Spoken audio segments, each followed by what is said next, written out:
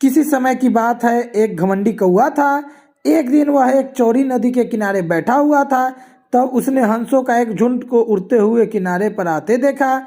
उसने कहा, "हं, इन हंसों को देखो तो वो मुझसे आधी नजाकत से भी नहीं उड़ सकते।" हंस उसके करीब ही उतरे। एक हंस ने उसकी तरफ देखा और नम्रता से बोला, "राम राम कौवे भैया, तुम कैसे हो?" वह हंस की ओर मुड़कर गर्व स्वर में बोला, "राम राम भैया, मैंने देख रहा हूँ कि आप लोग उड़ने में अनारी हो। क्या आप चाहते हो कि मैं आपको उड़ना सिखा दूँ?" कौवे की बात सुनकर हंस बड़ा नाराज हुआ और बोला, "नहीं धन्यवाद, हमारे पंख हमारी अच्छी तरह साथ देते हैं और हमें उड़ना सीखने की कोई ज़रूरत नहीं है।" कौवा हंसा और बोला, "ठीक है, आप उड़ सकते हो, मगर वह बड़ा बेढंगा है। आप हवा में पलटी नहीं मार सकते हो और न ही हवा में बह सकते हो। मैं आपको दिखाता हूँ कि मैं कितना अच्छा उड़ता हूँ।" कौवा पंख फैलाकर उड़ चला, कलाबाजी करते हुए हवा में बहने लगा। उसने फिर कहा, "देखो कितनी अच्छा उड़ता हूँ मैं आपको उड़ने का मुकाबले में चुनौती देता हूँ।"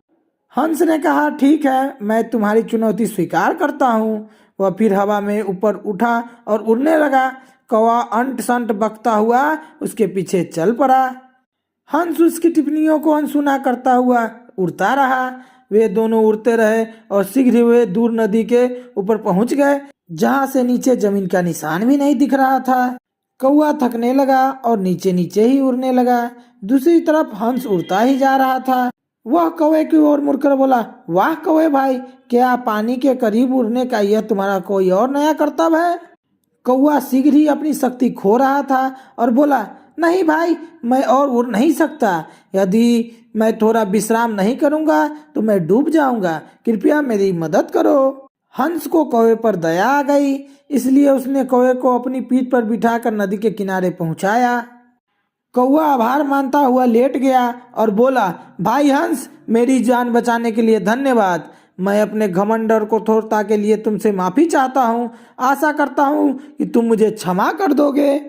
हंस ने कहा, "तुम्हें यह एहसास हो गया है कि मैं कर्तव्य नहीं करता, मगर मेरा पंख अलग प्रकार से मेरे काम आते हैं। मैं तुम्हें तभी माफ करूंगा जब तुम अपना घमंड छोड़ दोगे।" कौवे ने विनम्र रहने कौवे ने विनम्र बने रहने का वादा किया और बोला, "धन्यवाद, तुमने मुझे सिखाया है कि हम सब की अपनी सीमाएं हैं। इसे हमेशा याद रखूंगा।" हंस ने उसे माफ कर दिया और वह दोनों अच्छे मित्र बन गए। दोस्तों, अगर आपको हमारी ये घमंडी कौवा कहानी अच्छी लगी हो तो चैनल को सब्सक्राइब करें, वीडियो को लाइक करें, कमेंट करें और दोस्तों के साथ शेयर करें।